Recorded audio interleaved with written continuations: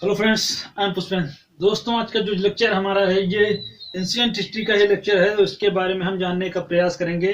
तो अभी तक जो हम पढ़े थे वो मौर्य वंश तक जो है पढ़े थे, और मौर्य वंश के बारे में जो हमने जितने भी शासक हुए थे उन सभी के बारे में, उनके काल के बारे में जाना था। और जो शासन रहे मतलब जो जो इम्पोर्टेंट्स थे उनके बारे में जो है हमने जान लिया था। अशोक तक पढ़ा था, उसके बाद में उनके हम सामाजिक जीवन, आर्थिक जीवन, मूर्तिकला वगैरह के बारे में देखा था। आज जो हमारा टॉपिक है वो मौर्योत्तर काल से जो है वो रिलेटेड है। तो ये जो एक प्रकार से मौर्योत्तर काल से रिलेटेड है। तो दोस्तों, अगर जो हमारे चैनल को आपने सब्सक्राइब नहीं किया तो इसको सब्सक्राइब कर लीजिए, क्योंकि इस तरह के वीडियो मैं डेली अपलोड करता हूँ। तो हम चलते हैं टॉपिक पे अपने।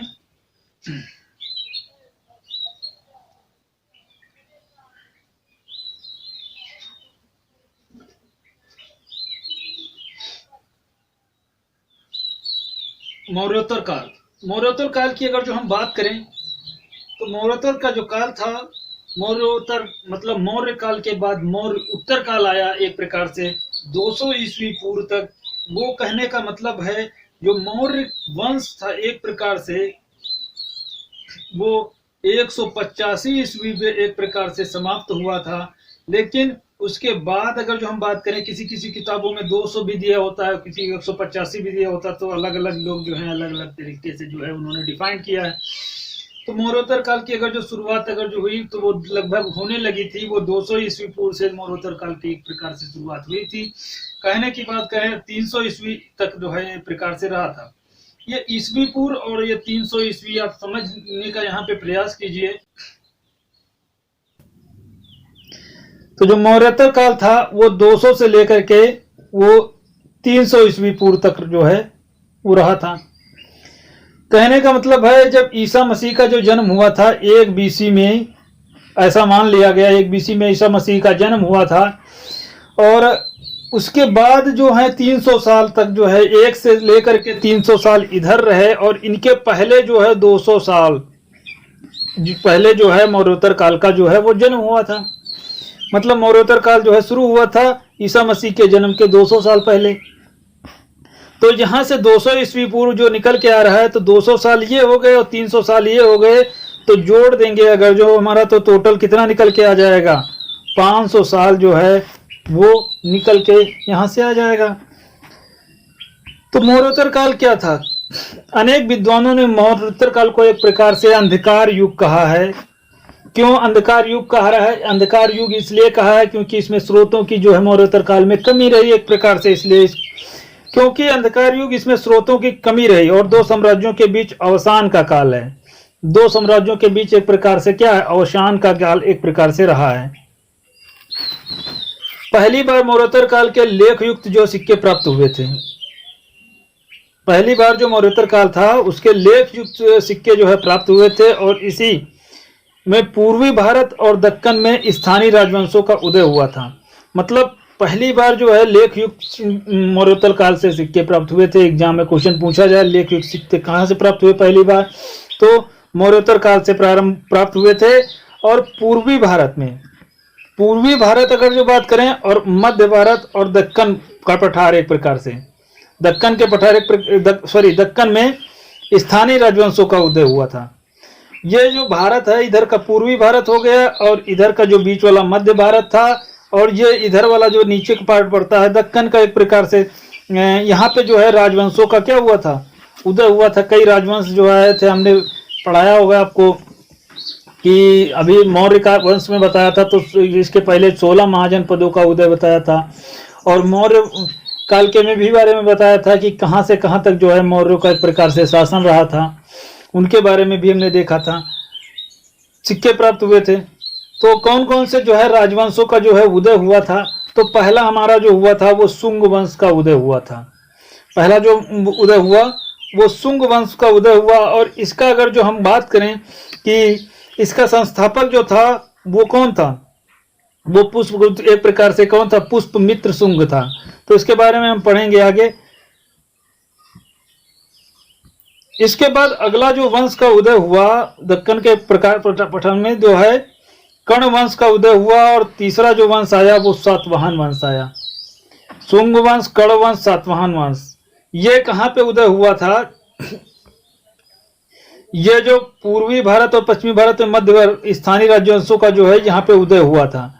और अगर जो हम बात करें तो उत्तर पश्चिम जो भारत है, जो इधर वाला जो भारत है, तीन स्थान तो इधर के हो गए, और जो इधर वाला भारत है उत्तर पश्चिम का एरिया, पाकिस्तान की तरफ का जो एरिया पड़ता है, तो और मध्य एशिया के कुछ विदेशी राजवंश आए थे। कुछ को क्या आए थे, मतलब मध्य एशिया से कुछ जो है एक प्रकार से विदेशी वंश आए थे, जिनमें विदेशी वंशों को अगर जो बात करें तो हिंद वंश था, दूसरा शक वंश था, और तीसरा जो था वो कुषाण वंश था। ये उत्तर पश्चिम भारत की हम बात कर रहे हैं। ये पाकिस्तान वगैरह जो एरिया आता था उधर का जो एरिया की बात कर रहे थे, उधर से हिंद वन आए थे, शंक वंश और कुषाण वंश, इन वंशों का जो है उदय हुआ। तो शुंग वंश की अगर जो हम बात करें, शुंग वंश का जो संस्थापक था, कभी कभी एग्जाम में क्वेश्चन पूछ लिया जाता है शुंग वंश का संस्थापक कौन था? पुष्पमित्र शुंग था, शुंग वंश का जो है ये संस्थापक था। यह जो था एक प्रकार से प्रथम ब्राह्मण राजवंश है, एक प्रकार से इसको प्रथम ब्राह्मण राजवंश भी बोलते हैं। कहने का मतलब है जिसने मगध पर पहला प्रशासन किया था, इसी ने जो है मगध पर पहला प्रशासन किया था। और पुष्पमित्र शुंग जो था वो राजा बनने से बाद जो है सेनापति कहलाए, बाद भी ये सेनापति कहलाए थे। मतलब पुष्पमित्र शुंग जो थे वो राजा बनने के बाद भी एक प्रकार से सेना का काम किए थे, तो सेनापति इनको जो है बोला गया। इनके शासनकाल में यूनान के जो है एक प्रकार से क्या हुए थे, आक्रमण हुए थे। तो मौर्योत्तर काल में यूनानी आक्रमण जो हुआ था वो डिमेट्रियस के नेतृत्व में हुआ था। किसके नेतृत्व में? डिमेट्रियस के नेतृत्व में हुआ था, लेकिन केवल यह ब्यास नदी तक सीमित रहा था। ब्यास नदी के बारे में भी हमने नदियों के बारे में कहीं अपने पिछले लेक्चरों में जो है डिस्कस किया होगा। तो ब्यास नदी का जो है एक प्रकार से मतलब ब्यास नदी तक आया था। डिमेट्रियस कहाँ तक आया था? ये ब्यास नदी तक आया था, और पूर्वी भारत पर एक प्रकार से विजय का सेनापति जो है मिनेंडर था। अगर जो पूर्वी भारत की बात करें तो वहां पे जो विजय करने का श्रेय जो उसको प्राप्त है वो सेनापति था, वो मिनेंडर था। बौद्ध ग्रंथों में जो है पुष्पमित्र शुंग को जो है एक प्रकार से बौद्ध द्रोही कहा गया है। जो बौद्ध ग्रंथ हैं उनमें पुष्पमित्र शुंग को बौद्ध द्रोही कहा गया है। एक प्रकार से बौद्धों के एक प्रकार से ये ना मानने वाला इसको कहा गया है। शुंग काल में जो है संस्कृत भाषा का अत्यधिक विकास हुआ था। जो शुंग काल आया उसमें संस्कृत भाषा का अत्यधिक विकास हुआ था। पुष्पमित्र शुंग के जो है दरबारी जो कवि थे वो महर्षि पतंजलि को पुष्पमित्र शुंग का जो एक प्रकार से क्या माना जाता है, दरबारी कवि थे। और संस्कृत के जो प्रकांड विद्वान थे, जिसने जो है महाभाष्य नामक एक व्याकरण ग्रंथ की रचना की थी, जिन्होंने महाभाष्य नामक एक व्याकरण ग्रंथ की रचना की थी, वो कौन थे? महर्षि पतंजलि जो थे वो एक प्रकार से संस्कृत के प्रकांड विद्वान माने जाते थे उस समय के। अब जो पाणिनि का जो अष्टाध्यायी ग्रंथ है, पाणिनि का जो अष्टाध्यायी ग्रंथ था उसकी उन्होंने जो है व्याख्या करता है। जो अष्टाध्यायी ग्रंथ पाणिनि का है उसी के एक प्रकार से ये क्या करता है, ये ग्रंथ व्याख्या करता है। और शुंग काल में मनुस्मृति की एक प्रकार से रचना हुई थी। शुंग काल में मनुस्मृति की रचना हुई थी। पुष्पमित्र शुंग 2 अश्वमेध यज्ञ किए थे। पुष्पमित्र शुंग ने जो है 2 अश्वमेध यज्ञ किए थे। अश्वमेध यज्ञ भी आप जानते होंगे, घोड़ा वगैरह छोड़ा जाता था उस समय, तो अश्वमेध यज्ञ किए थे इन्होंने। जिसके पुरोहित कौन थे? पतंजलि थे। पुष्पमित्र शुंग ने सांची और भरहुत के स्तूपों में का एक प्रकार से विस्तार का एक प्रकार से अलंकरण करवाया था। बेशनगर अभिलेख में उल्लेख मिलता है। बेशनगर जो एक प्रकार से उल्लेख है उसमें मतलब अभिलेख है, उसमें उल्लेख मिलता है किस बात का? तक्षशिला का जो यूनानी का एक प्रकार से राजा था, तक्षशिला जो एक प्रकार से का यूनानी राजा जो था एंटियाकिल्स जो था, हेलियोडोरस को अपना राजदूत बना करके भागभद्र के दरबार में भेजा था। और हेलियोडोरस यहाँ पे आकर के भागवत धर्म स्वीकार किया था। हेलियोडोरस जब यहाँ पे आया था तो इसने भागवत धर्म स्वीकार किया था, और वासुदेव के समान जो है गरुड़ ध्वज की जो इसने स्थापना की थी। शुंग वंश का अंतिम शासक देवीभूत था। शुंग वंश का जो अंतिम शासक था वो कौन था? देवीभूत था। देवीभूत जो था शुंग वंश का अंतिम शासक था। अगर जो हम शुंग वंश के बारे में कुछ और जानना चाहें तो जैसे आप यहाँ पे मान सकते हैं कि पुष्पमित्र शुंग ने के बाद जो एक प्रकार से कहें, इसने विदर्भ महाराष्ट्र के जो एक प्रकार से पुष्पमित्र शुंग था उसने क्या किया था, विदर्भ महाराष्ट्र के यज्ञसेन को इसने पराजित किया था और अपने अधीन इसको कर लिया था। यज्ञसेन को पराजित कर अपने अधीन कर लिया था। और ये प्रथम यूनानी एक प्रकार से इसके शासन काल पर जो है पहला आक्रमण यही था, यूनानी का पहला आक्रमण था, जिसने मौर्योत्तर काल का जो प्रथम यूनानी आक्रमण था वो डिमेट्रियस के नेतृत्व में हुआ था। यही आक्रमण एक प्रकार से डिमेट्रियस के नेतृत्व में हुआ था, ये भी हम बता चुके हैं आपने। और एक प्रकार से हम बात करें तो शुंग काल में मनुस्मृति की रचना हुई थी। किस काल में जो है मनुस्मृति की रचना हुई थी, तो शुंग काल में ही मनुस्मृति की रचना हुई थी। कभी क्वेश्चन एग्जाम में पूछा जाए तो गलत नहीं होना चाहिए, शुंग काल में ही मनुस्मृति की रचना हुई थी। और अगला अगर जो हम बात करें कि 2 अश्वमेध यज्ञ किए थे, ये भी हम बता चुके हैं। सांची भारूद बेस नगर अभिलेख का उल्लेख ये भी हो चुका है। शुंग वंश का अंतिम शासक देवीभूत था, याद रखना है। और पुराणों के अनुसार देवीभूत का अमात्य था। एक प्रकार से पुराणों के अनुसार जो है देवीभूत जो था वो अमात्य था। अमात्य को उस समय मंत्री बोलते थे। और वसुदेव ने देवीभूत की हत्या करके शुंग वंश का अंत कर दिया था। देवीभूत की हत्या किसने की थी, वसुदेव ने जो है एक प्रकार से देवीभूत की हत्या करके शुंग वंश का अंत कर दिया था। इसके बाद अगला जो शासक आया, मतलब शासन काल आया, वो रहा कर्ण वंश। कर्ण वंश की अगर जो बात करें तो इसका संस्थापक जो था वो वसुदेव था। कर्ण वंश जो था एक प्रकार से कर्ण वंश के शासक जो थे भी ब्राह्मण रहे थे। जिस प्रकार शुंग वंश के शासक कौन थे, ब्राह्मण थे, उसी प्रकार से कर्ण वंश जो आया इसके भी शासक कौन रहे, ब्राह्मण रहे। पुराणों के अनुसार इस वंश में जो है 4 राजा हुए। पुराणों की अगर जो माने तो इस वंश में 4 राजा हुए थे और 4 राजाओं ने जो है 45 वर्षों तक जो है शासन किया था। कितने, 45 वर्षों तक शासन किया था। और इस वंश का एक प्रकार से अंतिम शासक की बात करें तो सुशर्मा था। अंतिम शासक जो था वो सुशर्मा था। इसके अमात्य सिमुक, इसने जो है एक प्रकार से अपने अमात्य सिमुक की हत्या, सिमुक ने इसकी हत्या करके कर्ण वंश का जो है अंत कर दिया था। इसका जो अमात्य था, अमात्य का मतलब जो मंत्री था सिमुक, उसने क्या किया था, इसकी हत्या कर दी थी और कर्ण वंश का जो है अंत कर दिया था। अगला वंश जो जनरेट हुआ उसका वंश का नाम हो गया सातवाहन वंश। इस वंश का अगर जो बात करें तो जो अमात्य था वही वंश इस वंश का संस्थापक था। एक प्रकार से उसका नाम सिमुक था। सातवाहनों ने का एक प्रकार से मूल क्षेत्र जो था वो महाराष्ट्र था, महाराष्ट्र था और बाद में आंध्र प्रदेश में बस गए थे। पहले इनका जो मूल क्षेत्र था वो आंध्र प्रदेश हुआ करता था, बाद में ये कहाँ पे बस गए थे, यहाँ ये जाकर के आंध्र प्रदेश में बस गए थे। और यहाँ के लोगों की सेवा करने के कारण इनको आंध्र भृत्य कहा गया था। क्या कहा गया था, आंध्र भृत्य। एक प्रकार से कह सकते हैं कि नौकर, मतलब दूसरों की सेवा करने वाले को भृत्य बोलते हैं, नौकर का एक संज्ञा देते थे, तो आंध्र भृत्य इनको कहा गया था। और पुराणों में भी सातवाहनों को एक प्रकार से आंध्र भृत्य कहा गया था। और इस वंश की अगर जो बात करें तो इसमें जो है 30 राजा हुए थे। कितने राजा हुए थे, 30 राजा हुए थे, जिन्होंने 450 वर्षों तक जो है शासन किया था। वो 45 वर्षों तक शासन किए थे, जिन्होंने 450 वर्षों तक शासन किए थे। कभी एग्जाम में क्वेश्चन पूछा जाए शुंग वंश, कर्ण वंश, सातवाहन वंश सबसे ज्यादा शासनकाल किस वंश का रहा, तो वो जो है शासनकाल रहा था वो सातवाहन वंशों का ही सबसे ज्यादा शासनकाल रहा था।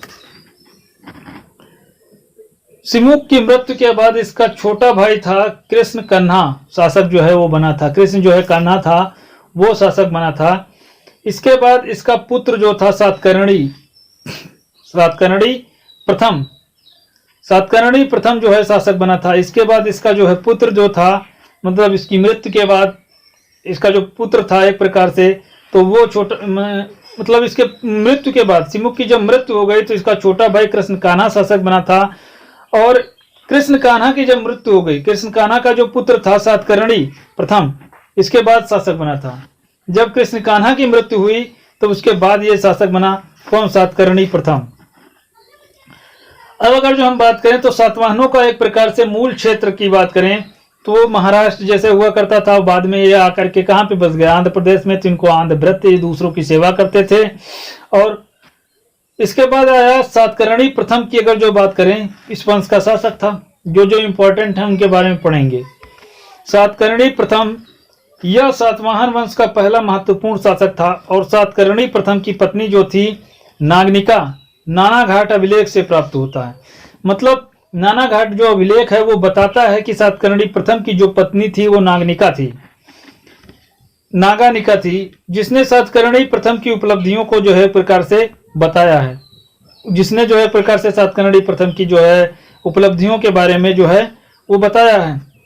नानाघाट अभिलेख में सातकर्णी प्रथम को महान शासक और विजेता भी बताया गया है, इसी में जो है बताया गया है। और नानाघाट अभिलेख में उल्लेख मिलता है कि सातकर्णी इन यज्ञों के उपलक्ष्य में ब्राह्मणों को दृश्य दान एक प्रकार से मुद्रा दान करता था, एक प्रकार से इसके साथ साथ भूमि दान भी इसने किया था।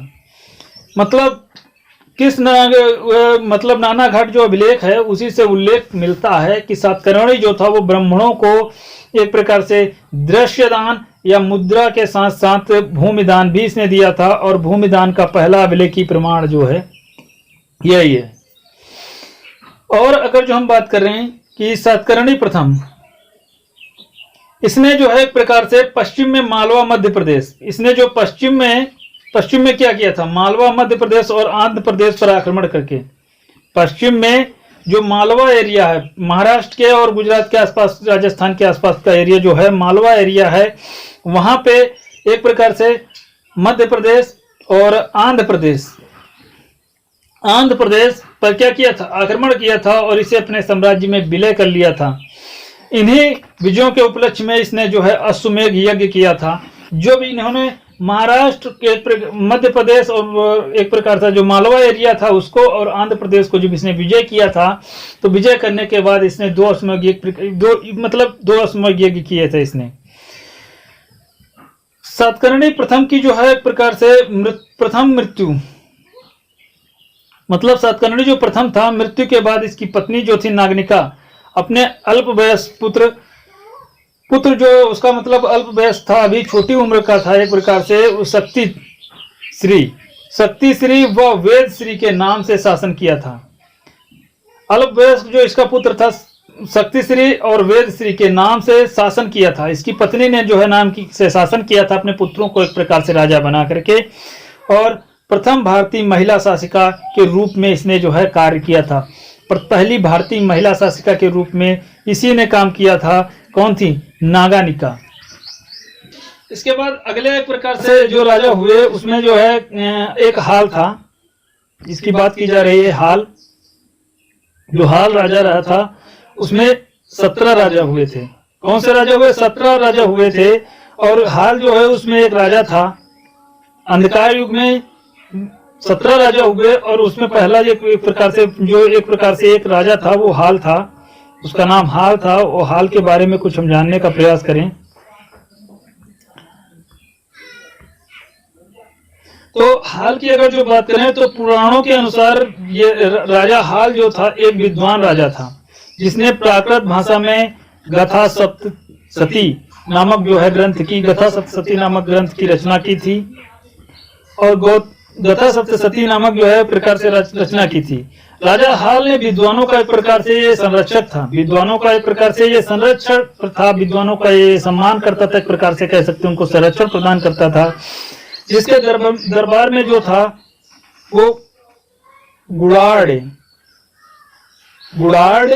और कहने का मतलब है गुड़ाड़ जैसा विद्वान रहता था, गुड़ाड़ जैसा विद्वान रहता था, जिसने बृहद कथा लिखी है। क्या लिखी है? बृहद कथा। बृहद कथा किसने लिखी है? एक प्रकार से नामक ग्रंथ किस भाषा में लिखा गया है? ये प्राकृत भाषा में लिखा गया है। किसने लिखा है? गुडाड़ ने लिखा है। बृहत कथा जो है, बृहत कथा यहाँ पे तो एक प्रकार से ये था। बृहत कथा नामक ग्रंथ की रचना किसने की है?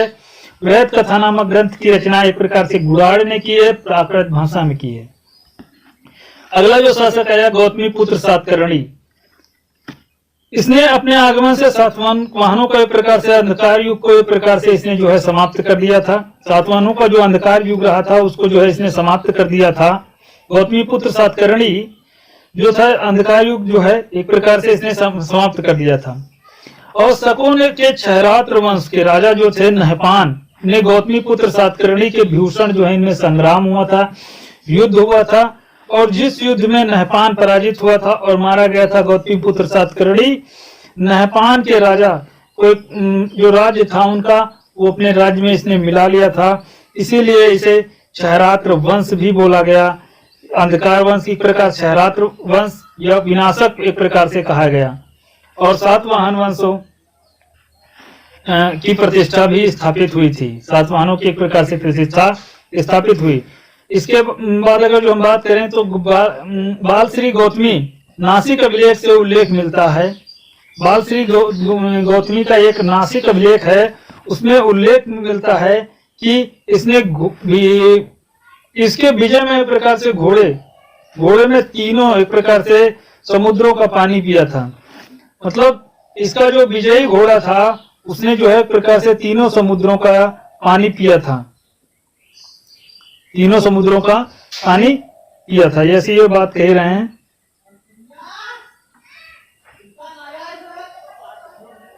तीनों समुद्रों का एक प्रकार से पानी पिया था। इसका जो विजय घोड़ा था उसका नाम था पताका अपराजेय, पताका अपराजेय। अगर जो हम बात करें तो इसके साम्राज्य जो था वो गुजरात और मालवा, गुजरात और मालवा जो है प्रकार से मध्य प्रदेश, इधर राजस्थान इधर है और इधर गुजरात पड़ता है, महाराष्ट्र पड़ता है। ये जो एरिया आसपास पड़ता था, महाराष्ट्र के आसपास का जो एरिया ये यहाँ पे पड़ता था, तो वो एरिया मालवा के अंतर्गत आता था, वो एरिया मालवा के अंतर्गत आता था, तो उसको मालवा बोला गया। तो यहाँ पे अगर हम बात करें तो मध्य प्रदेश, महाराष्ट्र और आंध्र प्रदेश के साम्राज्य, आंध्र प्रदेश तक जो इसने अपना साम्राज्य का इसी ने विस्तार किया था, गौतमी पुत्र सातकर्णी ने। इसने बौद्ध संघ को एक प्रकार से, इसने बौद्ध संघ की को गांव दान मतलब भूमि दान में दिया था। मतलब जो बौद्ध संघ थे, बौद्ध संघ के लोग थे, उनको एक प्रकार से गांव दान कह सकते हैं या भूमि दान में दिया था गौतमी पुत्र सातकर्णी। और इसके बाद अगला शासक आया विशिष्ट पुत्र पुलमावी। विशिष्ट पुत्र एक प्रकार से विशिष्टि का यह पुत्र था पुलमावी। इसने दक्षिणा पाथेश्वर की उपाधि धारण की थी। किसकी उपाधि धारण की थी? दक्षिणा पाथेश्वर की एक प्रकार से इसने उपाधि धारण की थी। और विशिष्ट पुत्र पुलमावी जो था वो नवनगर नामक नगर बसाने के उपलक्ष्य में इसको नवनगर स्वामी की उपाधि एक प्रकार से इसने धारण की थी। नवनगर स्वामी की भी इसने उपाधि धारण की थी। और इसने जो है अमरावती के स्तूप का एक प्रकार से आकार वर्धन करवाया था। जो अमरावती का एक स्तूप है उसका जो है एक प्रकार से इसने आकार वर्धन कराया था, मतलब उसका जो एक प्रकार से बड़ा बनवाया था, आकार उसका दिया था अपने डिजाइन का। और अगर जो बात करें तो विशिष्ट पुत्र जो पुलमावी था, यह शकों का एक प्रकार से करदामक वंश के शासक रुद्रनामन से एक प्रकार से संघर्ष किया था। रुद्रनामन से शासन के, रुद्रनामन के जूनागढ़ अभिलेख में, जूनागढ़ अभिलेख से ज्ञात होता है, रुद्रनामन का एक प्रकार से जो जूनागढ़ अभिलेख था उससे प्राप्त होता है, मतलब उससे ज्ञात होता है कि रुद्रनामन दक्षिण में एक विशिष्ट पुत्र पुलमावी से 2 बार पराजित किया था। विशिष्ट पुत्र जो पुलमावी था उसको रुद्रनामन ने जो है 2 बार पराजित किया था। इसने जो एक प्रकार से कहने का मतलब जो शासक था करदमक वंश का, तो इसने जो है विशिष्ट पुत्र पुलमावी को 2 बार पराजित किया था। और लेकिन संबंधों की निकटता के कारण इसे समाप्त नहीं किया। संबंधों की एक प्रकार से निकटता होने के कारण इसको जो एक प्रकार से समाप्त इसने नहीं किया था इस वंश को। अगला जो एक प्रकार से यज्ञश्री सातकर्णी जो शासक आया, यज्ञश्री सातकर्णी सातवाहनों का अंतिम महत्वपूर्ण राजा था। यज्ञश्री जो सातकर्णी था यह सातकर्णी था, सातवंशों का एक प्रकार से अंतिम महत्वपूर्ण राजा था। इसके बीच में भी राजा हुए होंगे तो इनके बारे में जो है उतना इम्पोर्टेंट नहीं है, क्योंकि बहुत से अभिलेखों में जो है एक प्रकार से मिलता है, लेकिन उतना जो है मतलब जो इम्पोर्टेंट है उनके बारे में यहाँ पे जानिए, उन सभी के बारे में नहीं जानना है। जिसके बीच बारे में पूछा जा सकता है उसके बारे में जानिए। इससे तो बहुत हिस्ट्री पड़ी है, आप जाएंगे गूगल पे सर्च करिएगा, वहाँ पे आपको बहुत सी हिस्ट्री मिलेगी, हर किसी के बारे में डीप में मिलेगी, जनरली जो है मिलती है। क्योंकि ये जो बनाई गई हिस्ट्री है ये एक प्रकार से कई ग्रंथों से लेकर आई गई है, तब यहाँ पे हिस्ट्री जो है एक प्रकार से इसको जनरेट किया गया है। अगला जो बात करें, यज्ञश्री सातकर्णी जो था, ये यज्ञश्री सातकर्णी सातवाहनों का अंतिम सबसे महत्वपूर्ण राजा था। अंतिम महत्वपूर्ण राजा था जिसने शकों को एक प्रकार से पराजित किया और पुनः पूर्वजों को एक प्रकार से राज्य प्राप्त किया था। इस वंश का अंतिम राजा था जो पुलमावी चतुर्थ था। अंतिम जो राजा था इसी वंश का जो अंतिम एक प्रकार से शासक की बात करें तो पुलमावी चतुर्थ था। मतलब सातवाहनों का अंतिम महत्वपूर्ण जो राजा था वो कौन था? वो अंतिम महत्वपूर्ण राजा सातवाहनों का यज्ञश्री सातकर्णी था। और अंतिम राजा की अगर जो बात करें, शासक की बात करें तो पुलमावी चतुर्थ था। कौन था? पुलमावी चतुर्थ था। सातवाहनों की जो राजधानी प्रतिष्ठान थी, सातवाहनों की जो राजधानी थी, एग्जाम में क्वेश्चन पूछा जाए क्या थी तो प्रतिष्ठान थी। और इस समय व्यापार का एक प्रकार से यही केंद्र थी, व्यापार का यही एक प्रकार से केंद्र थी। सातवाहनों ने एक प्रकार से ब्राह्मण और बौद्धों को एक प्रकार से इसने भूमि दान दिया था। ये आपने देखा होगा कि कई राजाओं ने जो है एक प्रकार से भूमि दान दिया था, तो उनके बारे में बताया हमने। और यहीं पर जो है प्रकार से भूमिदान की प्रवृत्ति शुरू हुई थी। यहाँ से जो भूमिदान की प्रवृत्ति शुरू हुई थी, इससे सामंतवाद का जो है प्रकार से जन्म हुआ था। सामंतवाद का एक प्रकार से इसी से जन्म हुआ था। कहने का मतलब जो भूमि रखने वाले थे, बड़े बड़े जमींदार प्रकार से सामंतवादी कहलाए थे, तो वो जो है प्रकार से यहीं से शुरू हुआ था। और सातवाहनों में मात्र सत्तात्मक वंश था। सातवाहन एक प्रकार से ये क्या था? मात्र सत्तात्मक वंश एक प्रकार से बोल सकते हैं इसको। माता की सत्ता देखा होगा कि इसमें भी जो नगानिका थी एक प्रकार से वो शासिका रही थी, तो उसके बाद जितने शासक रहे तो पुत्र ही एक प्रकार से रहे होंगे, तो किसी न किसी के, तो वो एक प्रकार से मात्र सत्तात्मक वंश एक प्रकार से इसको बोल दिया गया।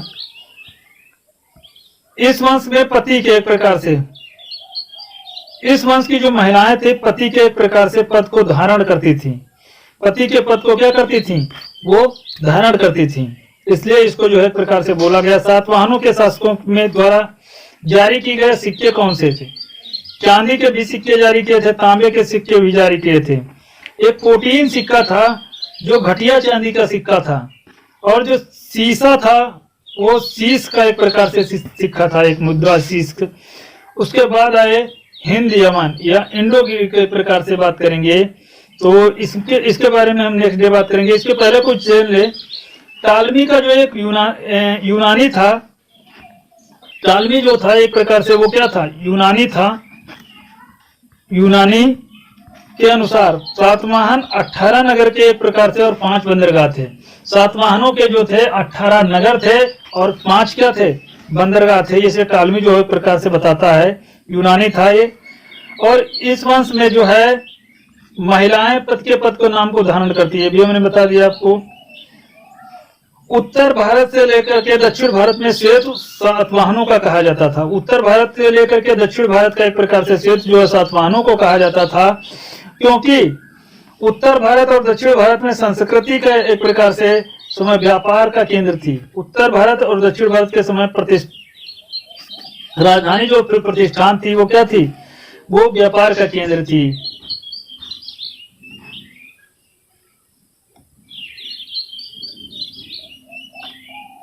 सातवाहनों के अगर जो दक्षिण भारत में प्रथम राजवंश था, तो सातवाहन का जो है दक्षिण भारत में प्रथम राजवंश था जिसने ब्राह्मण संस्कृति को क्या किया था? अंगीकार किया था, माना था। तो ये जो है एक प्रकार से लेक्चर यहीं पर समाप्त करते हैं। अगले दिन जो हम बात करेंगे वो हिंद यमन की बात करेंगे। ये उत्तर पश्चिम के एक प्रकार से क्या कहने का मतलब है शासक रहे। तो इनके बारे में जो हम बात करेंगे, हिंद यवन के बारे में बात करेंगे, फिर यूथिडेमस वंश के बारे में बात करेंगे, और फिर एक प्रकार से कौन सा अगला वंश जो हमारा आएगा वो हिंद यवन जो थे वो इंडो ग्रीक थे, प्रकार से इनको बोला गया। उसके बाद आया शक वंश आया, शक वंश आया। हिंद यवन के अंतर्गत जो हम बात करेंगे यूथिडेमस वंश एक और वंश है, तो उसके बारे में बात करेंगे। इसके बाद शक वंश की बात करेंगे और फिर हम कुषाण वंश की जो है बात करेंगे। ये लेक्चर यहाँ पे फिर हम समाप्त कर देंगे, मौर्योत्तर काल वहाँ पे समाप्त हो जाएगा। तो ये वीडियो यहीं पे समाप्त करते हैं दोस्तों।